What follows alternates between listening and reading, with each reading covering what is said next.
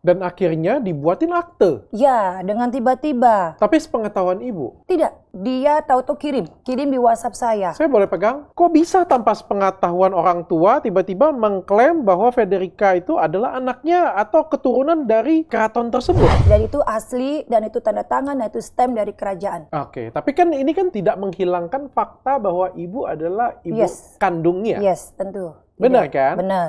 Dan balik-balik lagi tergantung anaknya. Dan sekarang Benar. Federicanya kemana nih? Ngapain nih? Kalau Federica nonton video ini, apa yang ibu pengen sampaikan dengan Federica? Untuk Frederica, saya ingin kamu pulang. Dan saya harap yang bersama Frederica, tolonglah, apa kamu gak kasihan sama saya? Manajernya, manajemennya, asistennya, kalian tuh tahu saya sudah lama. Tolong, bantu saya.